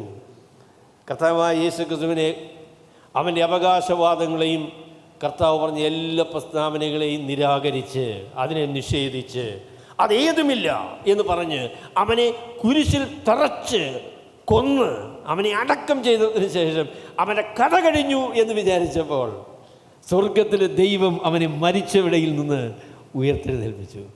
എന്താ ദൈവം ലോകത്തിൽ തന്നെ എതിർത്ത മനുഷ്യരോട്, തന്നെ അനുകൂലിച്ച മനുഷ്യരോട് പറഞ്ഞത് എന്താണെന്നറിയാമോ? സ്വർഗം കർത്താവായ യേശു ക്രിസ്തുവിൻ്റെ പ്രവൃത്തിക്കും വാക്കുകൾക്കും സാക്ഷി നിന്നുകൊണ്ട് ഇവൻ പറഞ്ഞത് യാഥാർത്ഥ്യമായിരുന്നു. ഇവൻ്റെ യാഗം മനുഷ്യൻ്റെ പാപങ്ങളുടെ പരിഹാരത്തിന് ദൈവം ഒരുക്കിയ മാർഗമാണ് എന്ന് ദൈവം സ്വർഗം അതിനടിവരയിട്ടുകൊണ്ട്, സ്വർഗം അത് ഉറപ്പുവരുത്തിക്കൊണ്ട് ദൈവം സാക്ഷി നിന്ന ദൈവത്തിൻ്റെ അവസാന വാക്കാണ് കർത്താവായ യേശു ക്രിസ്തുവിൻ്റെ പുനരുത്ഥാനം. ദൈവം അവനെ മരിച്ചവിടയിൽ നിന്ന് ഉയർപ്പിച്ചു. അപ്പം പത്രോസും യോഹന്നാനും ഒക്കെ യേശു ക്രിസ്തുവിനെ ക്രൂശിച്ച മഹാപുരോഹിതനോടും ന്യായശാസ്ത്രിമാരോടൊക്കെ സംസാരിക്കുമ്പോൾ ഇങ്ങനെ പറയും, നിങ്ങൾ ക്രൂശിച്ചവനും എന്നാൽ ദൈവം മരിച്ചവിടയിൽ നിന്ന് ഉയർത്തെഴുന്നേൽപ്പിച്ചവനുമായിരിക്കുന്ന യേശുക്രിസ്തുവിൻ്റെ നാമത്തിനാണ് ഞങ്ങൾ നിങ്ങളോട് സംസാരിക്കുന്നത് എന്നാണ് പറയുന്നത്. ദൈവം സാക്ഷി നിന്ന, സ്വർഗം അടിവരയിട്ട, സ്വർഗം ഉറപ്പാക്കിയ യേശുക്രിസ്തുവിൻ്റെ പുനരുത്ഥാനം എന്ന് പറയുന്നത് യേശുക്രിസ്തു ആരായിരുന്നു എന്നുള്ളതും അവൻ എന്തു ചെയ്തു എന്നുള്ളതിൻ്റെയും പൂർണ്ണമായിരിക്കുന്ന തെളിവാണ്. ക്രിസ്തീയ വിശ്വാസത്തിന് നിസ്തുല്യത എന്താ? ക്രിസ്തീയ വിശ്വാസം എന്ന് പറയുന്നത് മരണത്തെ പരാജയപ്പെടുത്തി ഉയർത്തെഴുന്നേറ്റ് താൻ പറഞ്ഞത് സത്യമാണ് എന്ന് തെളിയിച്ച ഏക തത്വചിന്ത അല്ലെങ്കിൽ ഏക പരിപാടി എന്ന് പറയാം അല്ലേ. കർത്താവ് പറഞ്ഞു, കുഞ്ഞുങ്ങളെ, അപ്പം നിങ്ങളെ ഞാൻ പറയാം, കൊച്ചു പിള്ളേരെ നിങ്ങൾ മാതാപിതാക്കന്മാരുടെ അടുത്ത് നിർത്തണം. അപ്പോൾ അവരാകുമ്പോൾ അവരെ നിയന്ത്രിക്കാൻ വേണ്ടി അവരെ ഒരുമിച്ചിരുത്തിയാൽ ആഴ്ച മുതൽ മതി. ഓക്കെ, അവിടെ ദൈവം സാക്ഷി നിന്നതായിരിക്കുന്ന കാര്യമാണ് കർത്താവായ യേശു ക്രിസ്തുവിനെ ദൈവം മരിച്ചവിടയിൽ നിന്ന് ഉയർത്തെഴുന്നേൽപ്പിച്ച് ചെയ്തതായിരിക്കുന്ന കാര്യം. എന്നാൽ ഉയർത്തെഴുന്നേൽപ്പിച്ചു എന്ന് മാത്രമല്ല കേട്ടോ. അപ്പം അതിനെക്കുറിച്ച് പറയും, കർത്താവായ യേശു ക്രിസ്തുവിന് മരണം കഴിഞ്ഞതിന് ശേഷം പിന്നെ കർത്താവിൻ്റെ ഉയർച്ചയാണ് നമുക്ക് കാണാനായിട്ട് സാധിക്കുന്നത്. കർത്താവിനെ കൊന്നതിന് ശേഷം അവരെന്താ വിചാരിച്ചതെന്ന് അറിയാമോ? അവർ വിചാരിച്ചത് കുറ്റവാളികളായിരിക്കുന്ന ആരൂരുമില്ലാത്ത മനുഷ്യരെ ഇങ്ങനെ വലിച്ചെറിയുന്നതായിട്ടുള്ള കുശവൻ്റെ നിലമെന്ന് പറയുന്ന സ്ഥലമുണ്ട് കേട്ടോ. കുശവൻ്റെ നിലത്തിൻ്റെ പ്രത്യേകത എന്തുവാ? ഈ കലവും ചട്ടിയുമൊക്കെ ഉണ്ടാക്കാനായിട്ട് ഒരുപാട് കുഴികൾ കുഴിക്കും. മണ്ണെടുത്ത് വേണം കലവും ചട്ടിയും ഉണ്ടാക്കാൻ. ഒരുപാട് കുഴികളുണ്ട്. അപ്പോൾ അവിടേക്ക് വലിച്ചെറിഞ്ഞാൽ പിന്നെ കുറച്ച് മണ്ണ് കൂടെ വരട്ടി അതിനെ മണ്ടയ്ക്ക് ഇട്ടാൽ മതി. അതാണ് യേശു ക്രിസ്തുവിനെ സംബന്ധിച്ച് അവർ വിചാരിച്ചത്. എന്നാൽ അവൻ മരിച്ചു എന്നറിഞ്ഞപ്പോൾ ധനാഠ്യനായിരിക്കുന്ന യോസേഫ് എന്ന മനുഷ്യൻ കർത്താവിന് രഹസ്യ ശിഷ്യനായിരുന്നു. അവനൊന്ന് പീലാത്തോസിനോട് കർത്താവിനെ അടക്കം ചെയ്യാനായിട്ട് എന്നെ അനുവദിക്കണം എന്ന് പറഞ്ഞു. പീലാത്തോസ് അനുവാദം കൊടുത്തു. അവനെ കുരിശിൻ്റെ മേൽ നിന്ന് ഇറക്കി. തന്നോടുകൂടെ നിക്കോദിമോസ് എന്ന് പറയുന്ന ആളും ഉണ്ടായിരുന്നു. 100 റാത്തൽ സുഗന്ധദ്രവ്യം വാങ്ങി കർത്താവായ യേശു ക്രിസ്തുവിനെ ശുഭ്രമായിരിക്കുന്ന ശീലയിൽ പൊതിഞ്ഞ് ആരെയും ഒരിക്കലും അടക്കം ചെയ്തിട്ടില്ലാത്ത അതിമനോഹരമായിരിക്കുന്ന ഏറ്റവും സമ്പന്നമായ ഒരു കല്ലറയിലാണ് കർത്താവിനെ അടക്കം ചെയ്തത്. പ്രവാചകൻ അതിനെക്കുറിച്ച് പറഞ്ഞപ്പോൾ പറഞ്ഞു, അവൻ മരണത്തിന് അവൻ കൊലപാതകന്മാരെ പോലെ കൊല്ലപ്പെട്ടയാളാണ്, എന്നാൽ അവൻ തൻ്റെ അടക്കത്തിൽ അവൻ ധനവാന്മാരോട് കൂടെയായിരുന്നു എന്ന് പറയുന്ന ഒരു പ്രസ്താവനയുണ്ട്. അപ്പോൾ കർത്താവായ യേശു ക്രിസ്തുവിൻ്റെ അടക്കം എന്ന് പറയുന്നത് രാജകീയമായിരിക്കുന്ന ഒരു അടക്കമായിരുന്നു. There starts the elevation of Christ. കർത്താവായ യേശു ക്രിസ്തുവിൻ്റെ ഉയർച്ച ആരംഭിക്കുകയാണ്. 3-ാം നാളിൽ കർത്താവായ യേശു ക്രിസ്തു കല്ലറകളെ ഭേദിച്ച് ഉയർത്തെഴുന്നേറ്റു. എന്നിട്ട് അതിൻ്റെ പൂർത്തീകരണം എന്ന് പറയുന്നതാണ് സ്വർഗാരോഹണം എന്ന് പറയുന്നത്. അതിൻ്റെ പൂർത്തീകരണം എന്ന് പറയുന്നത് സ്വർഗാരോഹണം. ദൈവം അവനെ ഏറ്റവും ഉയർത്തി. നിങ്ങൾ ആ ശിഷ്യന്മാരെ ഒന്ന് ശ്രദ്ധിച്ച് നോക്കിക്കേ. അവരിങ്ങനെ കർത്താവിനെ നോക്കിയിരിക്കുക. കർത്താവ് ഇങ്ങനെ ഉയരുന്നത് കണ്ടു, പിന്നെയും ഉയരുന്നത് കണ്ടു. ദൈവം അവനെ ഉയർത്തി, അവനെ ഏറ്റവും ഉയർത്തി. അവരുടെ കണ്ണുകൾക്ക് കാണുന്നത് വരെ അവർക്ക് ആ ഉയർച്ച നോക്കി നിൽക്കുവാൻ കഴിയുമായിരുന്നു. എന്നാൽ അവിടെ കൊണ്ട് കർത്താവായ യേശു ക്രിസ്തു ഉയർച്ച അവസാനിച്ചില്ല കേട്ടോ. He is lifted so high. He is lifted to the right hand of God. പിതാവായ ദൈവത്തിൻ്റെ വലത്തുഭാഗത്തേക്ക് ദൈവം അവനെ ഉയർത്തി. സകല നാമത്തിനും മേലായിരിക്കുന്ന നാമം അവന് നൽകി. അവൻ്റെ പേരിൻ്റെ മുൻപിൽ, അവൻ്റെ നാമത്തിന് മുൻപിൽ സ്വർലോകരുടെയും ഭൂലോകരുടെയും അധോലോകരുടെയും സകല മുഴങ്കാലും മടങ്ങത്തക്ക രീതിയിൽ ദൈവം അവനെ തൻ്റെ വലത്ത് ഭാഗത്ത് ഉപവിഷ്ടനായിട്ട് ഇരുത്തിയിരിക്കുകയാണ്. That is the ascension of Christ. അതാണ് കർത്താവായ യേശു ക്രിസ്തുവിൻ്റെ സ്വർഗാരോഹണം എന്ന് പറയുന്നത്. അവൻ സകലത്തിനും അധികാരിയായിട്ട്, സർവപ്രപഞ്ചത്തിൻ്റെയും അധികാരിയായിട്ട് ദൈവം അവനെ തൻ്റെ വലത്തുഭാഗത്ത് ഇരുത്തി അവനെ ഏറ്റവും ഉയർത്തിയിരിക്കുന്നു എന്ന കാര്യമാണ് സ്വർഗാരോഹണത്തിലൂടെ നമുക്ക് കാണാനായിട്ട് സാധിക്കുന്നത്. കർത്താവായ യേശുക്രിസ്തുവിൻ്റെ അധികാരത്തെക്കുറിച്ച് പറയുമ്പോൾ രണ്ട് നിലയിൽ നമ്മളതിനെ മനസ്സിലാക്കണം കേട്ടോ. കർത്താവായ യേശുക്രിസ്തുവിൻ്റെ അധികാരത്തെക്കുറിച്ച് പറയുമ്പോൾ രണ്ട് നിലയിൽ മനസ്സിലാക്കണം. ദൈവം എന്നുള്ള നിലയിൽ കർത്താവായ യേശുക്രിസ്തുവിൻ്റെ അധികാരം എല്ലാ കാലത്തും എല്ലാ മേഖലകളിലുമുള്ള അധികാരമാണ്. കൊലോസ്യ ലേഖനം വായിച്ചാൽ നിങ്ങൾക്കത് മനസ്സിലാകും അല്ലേ? കൊലോസ്യ എന്താ പറയുന്നത്? അധികാരങ്ങളാകട്ടെ, വാഴ്ചകളാകട്ടെ, ഇപ്പോഴുള്ളതാകട്ടെ, വരുവാനുള്ളതാകട്ടെ, എല്ലാം യേശുക്രിസ്തു മുഖാന്തരം സൃഷ്ടിക്കപ്പെട്ടു, അവനായിട്ട് സൃഷ്ടിക്കപ്പെട്ടു. കർത്താവായ യേശുക്രിസ്തു ദൈവപുത്രൻ എന്നുള്ള നിലയിൽ ഈ പ്രപഞ്ചം മുഴുവനും എല്ലാ കാലത്തും കർത്താവിന് സ്വന്തമാണ്. ഇവിടെയുള്ള എല്ലാ അധികാരങ്ങളും കർത്താവിൻ്റേതാണ്. ഒരധികാരവും കർത്താവിന് അതീതമായിട്ടില്ല. അപ്പം അതുകൊണ്ട് പ്രത്യേകമായിരിക്കുന്നൊരു അധികാരം കർത്താവിന് കൊടുക്കേണ്ട ആവശ്യമില്ല കേട്ടോ, ഒരർത്ഥത്തിൽ.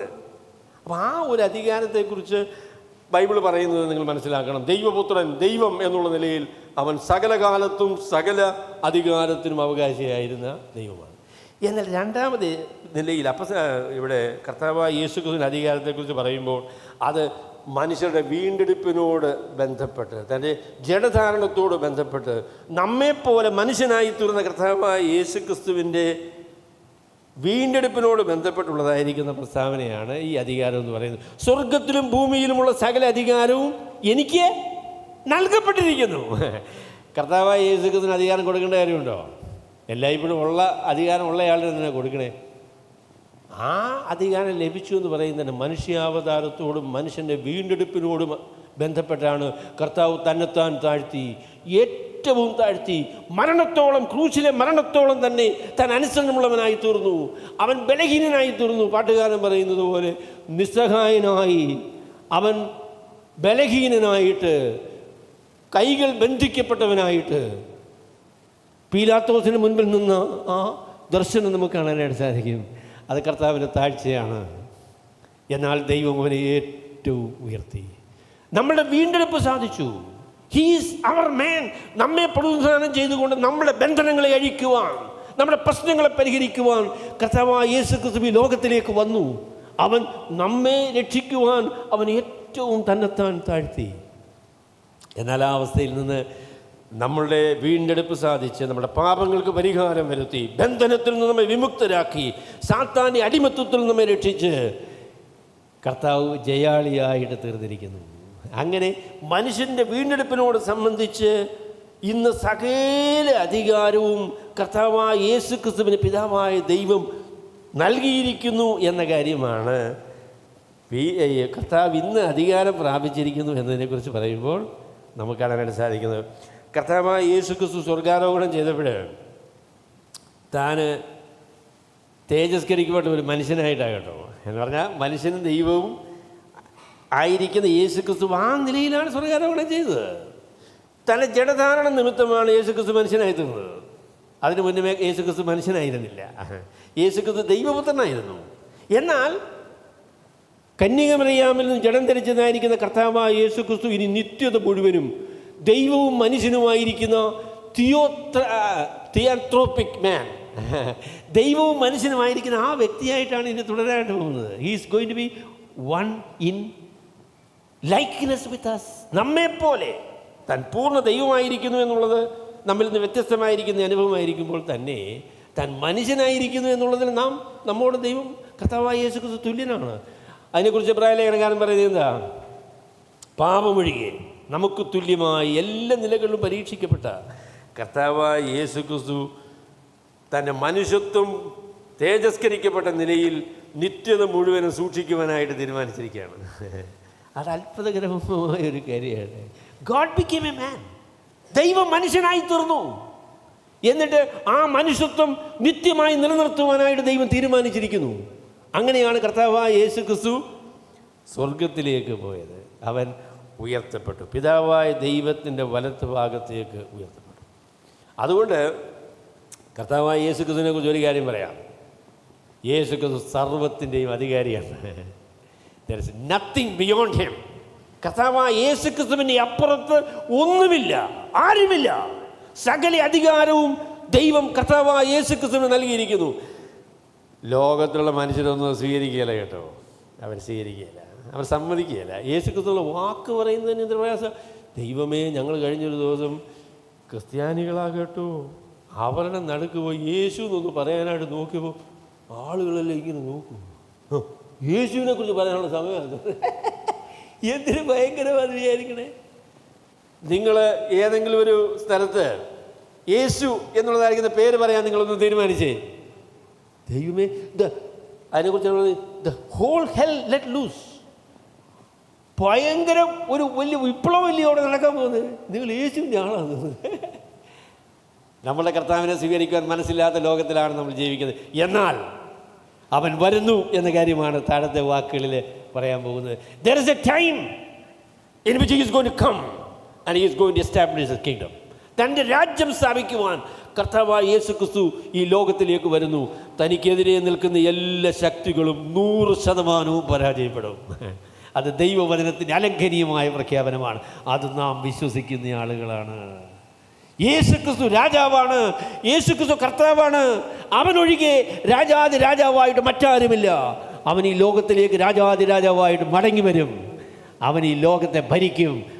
അവനെതിരെ നിൽക്കുന്ന സകല ശക്തികളും പരാജയപ്പെടും. നാം യേശു ക്രിസ്തുവിനോട് കൂടെ നിൽക്കുന്ന ആളുകളാണ്. നമ്മളുടെ ദിവസങ്ങൾ വരാൻ പോകുന്നു എന്നുള്ളതാണ് നമ്മുടെ പ്രത്യാശ. അതുകൊണ്ട് he is the most elevated person in the whole universe.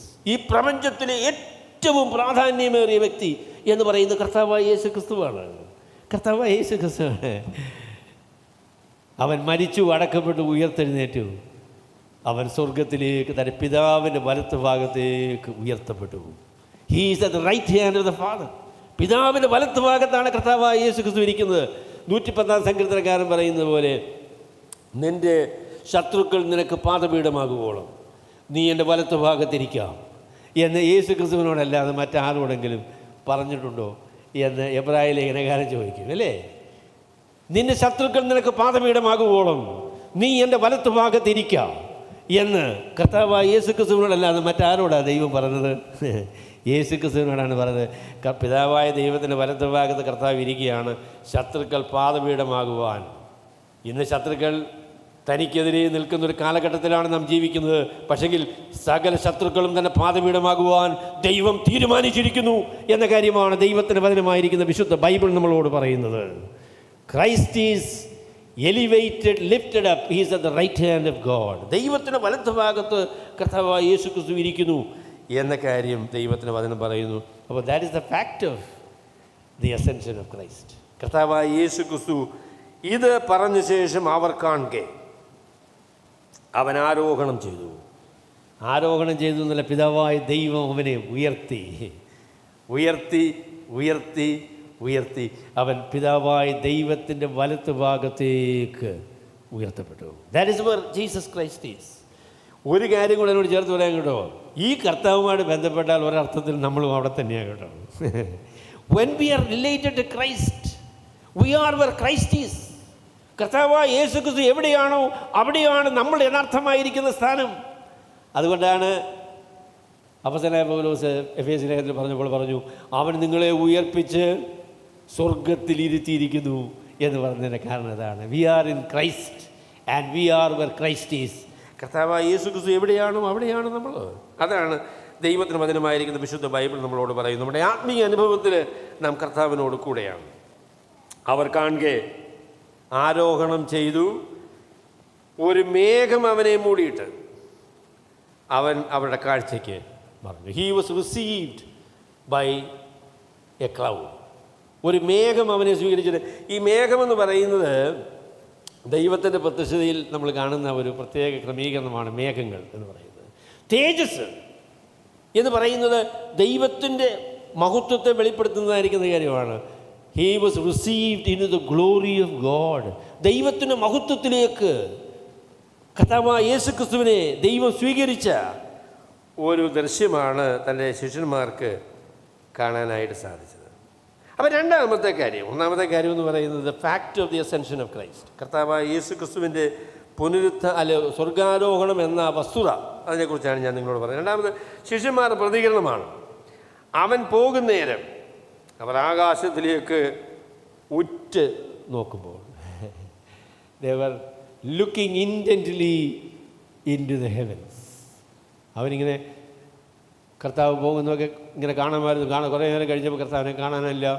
അവർ ആ ഉയർന്ന് പോയ ആ മേഘങ്ങളിലേക്ക് അവരുടെ കണ്ണുകൾ ഉറപ്പിച്ച് അവരങ്ങനെ ആശ്ചര്യപ്പെട്ട് നിൽക്കുകയാണ്. അവരെ ആശ്ചര്യം മാത്രമാണ് ഞാൻ വിചാരിക്കുന്നില്ല, സങ്കടമുണ്ട്. അവർക്കൊരു കാര്യം മനസ്സിലായി, കർത്താവിനെയും ഈ 40 ദിവസം വന്ന പോലെ ഇനി വരികയില്ല എന്നവർക്കറിയാം. ഹീ ഈസ് ഗോൺ, കർത്താവ് പോയിരിക്കുന്നു എന്നുള്ള കാര്യം അവർക്ക് മനസ്സിലായി. അവരങ്ങനെ ആകാശത്തേക്ക് നോക്കി നിൽക്കുകയാണ്. എൻ്റെ പ്രിയമുള്ളവരെ, ഞാൻ പറയാം, കർത്താവായ യേശുക്രിസ്തു സ്വർഗ്ഗാരോഹണത്തെക്കുറിച്ച് പറയുമ്പോൾ കർത്താവിൻ്റെ സാന്നിധ്യത്തെക്കുറിച്ച് നമ്മൾ 2 നിലയിൽ പറയണം.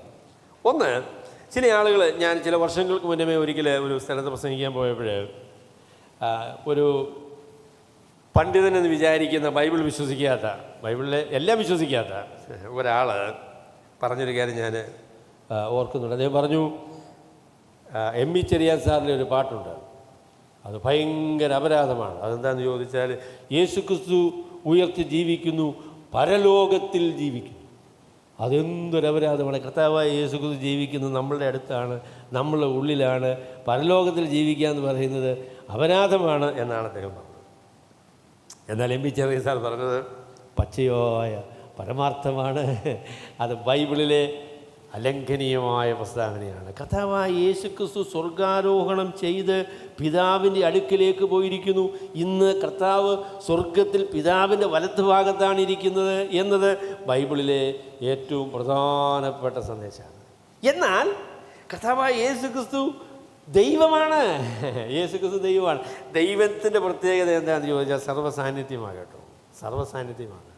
കർത്താവായ യേശുക്രിസ്തു ദൈവം എന്നുള്ള നിലയിൽ നമ്മുടെ പ്രാണനേക്കാളും അടുത്ത് കർത്താവ് നമ്മളോട് ഉണ്ട്. കർത്താവ് എന്താ പറഞ്ഞത്? ആകയാൽ നിങ്ങൾ പുറപ്പെട്ട് പിതാവിൻ്റെയും പുത്രനെയും പരിശുദ്ധാത്മാവിൻ്റെയും നാമത്തിൽ സ്നാനം കഴിപ്പിച്ചു, ഞാൻ നിങ്ങളോട് കൽപ്പിച്ചതൊക്കെയും പ്രമാണിപ്പാൻ കൊണ്ട് ഉപദേശിച്ചും കൊണ്ട് സകല ജാതികളെ ശിക്ഷിതരാക്കിക്കൊള്ളുവിൻ. ഞാനോ ലോകാവസാനത്തോളം, to the end of the earth, ലോകത്തിൻ്റെ അവസാനം വരെ ഞാൻ എപ്പോഴും നിങ്ങളോടുകൂടെ ഉണ്ട്. I am with you always. അതിനെക്കുറിച്ച് ഒരു പ്രസ്താവന കൂടെ പറയണം. കർത്താവായ യേശുക്രിസ്തു ദൈവം എന്നുള്ള നിലയിൽ തന്നെ സാന്നിധ്യം നമുക്ക് എല്ലാ ഇടങ്ങളിലും തന്നെ സാന്നിധ്യമുണ്ട്. ആ സാന്നിധ്യം യഥാർത്ഥമായി അനുഭവിക്കുവാൻ കഴിയുന്നത് ദൈവത്തിൻ്റെ പരിശുദ്ധാത്മാവിലൂടെയാണ്. കർത്താവ് പറഞ്ഞു, ഞാൻ പോകുന്നത് നിങ്ങൾക്ക് പ്രയോജനം, ഞാൻ പോകാഞ്ഞാൽ കാര്യസ്ഥൻ നിങ്ങളുടെ അടുക്കൽ വരികയില്ല, ഞാൻ പോയി കാര്യസ്ഥനെ നിങ്ങളുടെ അടുക്കലയക്കും. ദൈവത്തിൻ്റെ പരിശുദ്ധാത്മാവിനാൽ കർത്താവായ യേശുക്രിസ്തുവിൻ്റെ സാന്നിധ്യം എല്ലാവർക്കും അനുഭവിക്കുവാൻ, വിശ്വസിക്കുന്ന എല്ലാവർക്കും, വിശ്വാസികളായിരിക്കുന്ന എല്ലാവർക്കും അനുഭവിക്കുവാൻ കഴിയുന്ന രീതിയിൽ തൻ്റെ സാന്നിധ്യം സാധ്യമാക്കി തീർക്കുന്നതിന് വേണ്ടിയാണ് കർത്താവായ യേശുക്രിസ്തു സ്വർഗത്തിലേക്ക് പോയത്. കർത്താവായ യേശുക്രിസ്തു സാന്നിധ്യം ആ നിലയിൽ നമുക്ക് സാധിക്കുന്നത്. അപ്പോൾ നമ്മൾ സ്വർഗത്തിലേക്ക് ഇങ്ങനെ നോക്കി വിഷണ്ണരായിട്ട് യേശു പോയല്ലോ എന്ന് വിചാരിച്ച് സങ്കടപ്പെട്ട് നിൽക്കുന്ന ആളുകളല്ല എന്നാണ് ഞാൻ പറയാൻ ആഗ്രഹിക്കുന്നത്. പിന്നെയോ തൻ്റെ പരിശുദ്ധാത്മാവിനാൽ തൻ്റെ സാന്നിധ്യത്തെ ഉറപ്പാക്കി, നിങ്ങൾ ഒരിക്കലും അനാഥരല്ല എന്ന് പറഞ്ഞ് നമ്മെ സഹായിക്കുവാൻ, നമ്മളോട് കൂടെ ഇരിക്കുവാൻ, നമ്മളെ ശക്തിപ്പെടുത്തുവാൻ ദൈവത്തിൻ്റെ പരിശുദ്ധാത്മാവിനാൽ തൻ്റെ സാന്നിധ്യം ഉറപ്പാക്കിയ കർത്താവായ യേശുക്രിസ്തുവിനെയാണ് നമുക്ക് ബൈബിളിൽ കാണാനായിട്ട് സാധിക്കുന്നത്. We are not people looking into the heavens, looking and wondering that we have lost Christ. കർത്താവിനെ നഷ്ടപ്പെട്ടു പോയല്ലോ എന്ന് വിചാരിച്ച് അങ്ങനെ സങ്കടപ്പെട്ട് നിൽക്കുന്ന ആളുകളായിട്ടല്ല ഇരിക്കുന്നത്.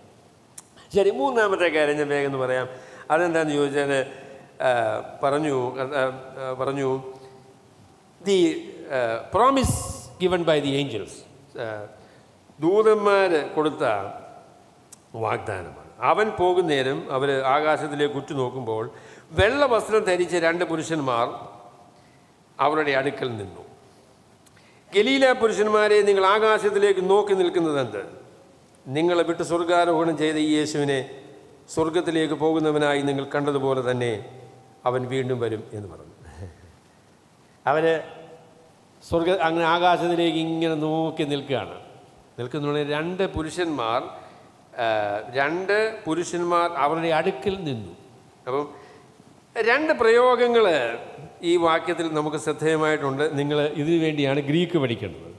ഈ വാക്ക് കാണാൻ വേണ്ടി ഗ്രീക്ക് പഠിച്ചാൽ അധ്വാനം അത് ഗുണമാകും. അപ്പം അടുക്കിൽ നിന്നു എന്നിട്ട് പിന്നെ രണ്ടാമത് ചോദിക്കുന്നത്, നിങ്ങൾ സ്വർഗത്തിലേക്ക്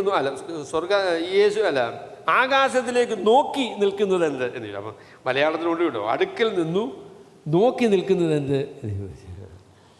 ഈ രണ്ട് പുരുഷന്മാർ അവരാരാണെന്ന് നമുക്കറിയത്തില്ല, ദൂതന്മാരായിരിക്കാം. അവരെക്കുറിച്ച് പറയുന്നത് വെള്ള വസ്ത്രം ധരിച്ച ആളുകൾ എന്നാണ്. വെള്ള വസ്ത്രം ദൂതന്മാരുടെ ഒക്കെ ഒരു പ്രത്യേകതയാകട്ടെ. വെള്ള വസ്ത്രത്തിൻ്റെ പ്രത്യേകത എന്തുവാ? ചെളിയൊന്നുമില്ലല്ലേ. തേജസ്കരിക്കപ്പെട്ട അല്ലെങ്കിൽ തേജസ് നിറഞ്ഞ ശുദ്ധമായ അനുഭവം. ഇപ്പം നമ്മുടെ വെള്ള വസ്ത്രത്തിലൊക്കെ കറിയൊക്കെ ഉണ്ട് കേട്ടോ. അതൊക്കെ നമ്മളെന്ത് ചെയ്യും, കൈ കൊണ്ടൊക്കെ മറച്ചെങ്ങനെ ആ കറയൊക്കെ മാറ്റി കുറച്ച് വെളുപ്പൊക്കെ അവിടെ ഇവിടെയൊക്കെ ഉണ്ട്. ചിലപ്പോൾ പാണ്ട് പോലെ തോന്നും. അങ്ങനെ എന്നാൽ സ്ഥിതി മാറും കേട്ടോ. ഇത് വെള്ളയാകുന്നൊരു ദിവസമുണ്ട്. അതിനെ ഓർത്ത് ദൈവത്തിന് സ്തോത്രം ചെയ്യുന്നു. We will be white. സംശുദ്ധമായ രീതിയിൽ നമ്മുടെ എല്ലാ അശുദ്ധിയും മാറി പൂർണ്ണമായി കർത്താവായ യേശുക്രിസ്തുവിൻ്റെ വിശുദ്ധി നമുക്ക് യാഥാർത്ഥ്യമായി തീരുന്ന ഒരനുഭവം ഉണ്ട് കേട്ടോ. അപ്പോൾ ഈ രണ്ട് ദൂതന്മാർ, രണ്ട് മനുഷ്യർ, ചിലർ പറയും ഇത് മോശയും ഏലിയാവുമാണോ? ആയിരിക്കാം, അറിയില്ല. കർത്താവിന് മറുമലയിൽ രണ്ട് പുരുഷന്മാർ പ്രത്യക്ഷപ്പെടലല്ലേ, മോശയും ഏലിയാവും? അറിയില്ല. ദൂതന്മാരായിരിക്കാം, അറിയില്ല. കാരണം ചോദിച്ചാൽ കർത്താവിൻ്റെ പുനരുത്ഥാനത്തിലും വെള്ള വസ്ത്രം ധരിച്ചതായിരിക്കുന്ന ദൂതന്മാരെ അവർ കണ്ടതായിട്ട് പറയുന്നുണ്ട്. ദൂതന്മാരായിരിക്കും. പക്ഷെ അവർ പറഞ്ഞൊരിക്കൽ അവർ നിന്നുകൊണ്ടാണ് പറഞ്ഞുണ്ടോ, അടുക്കൽ നിന്നു പറഞ്ഞു, നിങ്ങൾ നോക്കി നിൽക്കുന്നത് എന്ത് എന്ന് ചോദിച്ചു. അപ്പോൾ ആ ടെൻസ് നോക്കിയാൽ നമുക്കറിയാം, ആദ്യത്തെ പ്രസ്താവന ഒരു പ്ലൂ പെർഫെക്റ്റ് ടെൻസാണ്. എന്ന് പറഞ്ഞാൽ അത് ഭയങ്കര നിലപാടാണ്, അങ്ങനെ ഒരു നിൽപ്പാണ്. എന്നിട്ട് പിന്നെ രണ്ടാമത് ചോദിച്ചു, നിങ്ങൾ എന്തിനാണ് ഇങ്ങനെ നോക്കി നിൽക്കുന്നതെന്ന് ചോദിച്ചു. അപ്പോൾ അതിനെക്കുറിച്ച് പറയുന്നത് ആ നിൽപ്പ് ശരിയല്ലെന്നുള്ള രീതിയിലാണ് അവരോട് പറയുന്നത്. അവരുടെ നിൽപ്പിനെക്കുറിച്ച് പരാതിയൊന്നുമില്ല, പക്ഷേ ഈ നിൽപ്പിനെക്കുറിച്ച് നിങ്ങൾ എന്താണ് നോക്കി നിൽക്കുന്നത് എന്ന് ചോദിച്ചു. ഗലീല പുരുഷന്മാരെ, നിങ്ങൾ ആകാശത്തിലേക്ക് നോക്കി നിൽക്കുന്നത് എന്ത്? ഗലീല പുരുഷന്മാരെന്താ ചെയ്യേണ്ടത്? ഗലീല പുരുഷന്മാർ ആകാശത്തിരിക്കുന്നത് നോക്കി നിൽക്കുകയല്ല ചെയ്യേണ്ടത്. അവർ ചെയ്യേണ്ടതെന്ന് ചോദിച്ചാൽ, യെരുശലേമിലും യഹൂദയിൽ എല്ലായിടത്തും ശമരിയിലും ഭൂമിയുടെ അറ്റത്തോളം എൻ്റെ സാക്ഷികളാകും എന്ന് പറഞ്ഞു. അതാണ് അവരുടെ ജോലി. ആകാശത്തിലേക്ക് നോക്കി നിൽക്കുകയല്ല, പിന്നെയോ അവർ ഭൂമിയുടെ അറ്റത്തോളം പോയി സാക്ഷികളാകുക എന്നതാണ് അവരുടെ ജോലി. എന്നാൽ മറ്റവരുടെ നിൽപ്പ് വളരെ കൃത്യമായ രീതി അവിടെ നിൽക്കുക കേട്ടോ. എന്ന് പറഞ്ഞാൽ കർത്താവായ യേശുക്രിസ്തു പോയതുപോലെ തിരികെ വരുമെന്നുള്ളതായിരിക്കുന്ന വാഗ്ദാനമാണ് ആ നിൽപ്പ് കൊണ്ട് അവർ ഉറപ്പാക്കാനായിട്ട് പറഞ്ഞിരിക്കുന്നത്. അപ്പോൾ കർത്താവായ യേശുക്രിസ്തു ഈ ഗലീല പുരുഷന്മാരെ, നിങ്ങൾ സ്വർഗത്തിലേക്ക് നോക്കി നിൽക്കുന്നതെന്ത്? നിങ്ങളെ വിട്ട് സ്വർഗാരോഹണം ചെയ്ത ഈ യേശു പോയതുപോലെ തന്നെ തിരിച്ചു വരും. അപ്പോൾ ആ വാഗ്ദാനമാണ് ഈ ദൂതന്മാരുടെ നിൽപ്പ് എന്ന് പറയുന്നതാണ്. That is A promise. പക്ഷേങ്കിൽ ഇത് കേട്ടതായിരിക്കുന്ന വിശ്വാസികൾ എന്താ ചെയ്യേണ്ടത്? അവർ ഭൂമിയുടെ അറ്റത്തോളം വലിയ സാക്ഷികളാകും എന്ന് പറഞ്ഞു. അവർ നോക്കി നിൽക്കുകയല്ല. We are interested with a job. നാം ചെയ്തു തികയ്ക്കുവാനായിട്ടുള്ളൊരു ജോലി നമ്മെ പരമേൽപ്പിച്ച് പോകുവാനുള്ള കൽപ്പനയുമായിട്ട് കർത്താവ് നമ്മളെ ആ കൽപ്പന പരമേൽപ്പിച്ചിരിക്കുകയാണ്. We need to go. We are not staring in heaven, but the promise is sure. കർത്താവ് മടങ്ങി വരും എന്ന് പറഞ്ഞതായിരിക്കുന്ന വാഗ്ദാനം അത് പൂർണ്ണമായിട്ടും ഉറപ്പാണ്. They have taken a stand on the promise. ആ വാഗ്ദാനത്തിന് മേലെ ഉറപ്പായിട്ട് നിൽക്കുകയാണ്. എൻ്റെ പൊന്നു സഹോദരങ്ങളെ, ഞാൻ പറയട്ടെ, ഈ ലോകത്തിലുള്ള നമ്മുടെ അധ്വാനങ്ങളുടെ ധൈര്യം എന്താണ്? നമ്മുടെ പ്രതീക്ഷ എന്താണ്? കർത്താവ് ഞാൻ വരുവോളം നിങ്ങളിത് വ്യാപാരം ചെയ്തു കൊള്ളുക എന്ന് പറഞ്ഞ് ദൈവം നമ്മളെ ഒരു ഉത്തരവാദിത്വം ഏൽപ്പിച്ചപ്പോൾ നമുക്കറിയാം ഒരു ദിവസം അവൻ മടങ്ങി വരും എന്ന കാര്യം. അവൻ ഏറെ നാൾ കഴിഞ്ഞതിന് ശേഷം അവൻ മടങ്ങി വന്നു, തൻ്റെ ദാസന്മാരെ വിളിച്ചു. അവൻ മടങ്ങി വരും എന്ന ആ വാഗ്ദാനം ഉറപ്പാണ്. ഗലീല പുരുഷന്മാരെ, നിങ്ങൾ ആകാശത്തിലേക്ക് നോക്കി നിൽക്കുന്നത്, നിങ്ങളെ വിട്ട് സ്വർഗാരോഹണം ചെയ്ത ഈ യേശു പോയതുപോലെ തന്നെ മടങ്ങി വരും. We know for sure that he will come back. ഈ യേശു മടങ്ങി വരും. നിങ്ങൾക്ക് വിശ്വാസമുണ്ടോ? നമ്മളതൊക്കെ മറന്നിട്ട് ഇപ്പോൾ കാലമായില്ലേ അല്ലേ? കർത്താവ് മടങ്ങി വരും എന്നുള്ള പ്രതീക്ഷയുണ്ടോ? എൻ്റെ കർത്താവേ നീ വരും എന്ന് ചിന്തിക്കുന്ന എത്ര വിശ്വാസികളുണ്ട്? യേശുക്രിസ്തു വരും എന്നുറപ്പായി വിശ്വസിക്കുന്ന, തൻ്റെ വരവിന് വേണ്ടി കാത്തിരിക്കുന്ന വിശ്വാസികൾ എത്രയുണ്ട്? യോഹന്നാൻ അപ്പോസ്തലനെ പോലെ പറയുന്നുണ്ടോ? ആമേൻ കർത്താവായ യേശുവേ, നീ വേഗം വരണമേ. Will you come? I believe. ഞാൻ വിശ്വസിക്കുന്നു.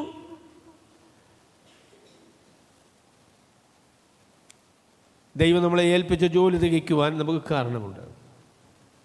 അതിനുള്ള കരുത്ത് നമുക്ക് തൻ്റെ പരിശുദ്ധാത്മാവിനാൽ നൽകിയ ദൈവം പറഞ്ഞു, ഏറെ നാൾ കഴിയും മുൻപേ ഞാനിനി മടങ്ങി വരും. എപ്പോഴാണ് വരുന്നതെന്നുള്ള പിതാവിൻ്റെ അധികാരത്തിലിരിക്കുന്ന കാര്യമാണ്, നമുക്കറിയില്ല. പക്ഷെ ഒരു കാര്യം വ്യക്തമാണ്, അവൻ മടങ്ങി വരും. He will come.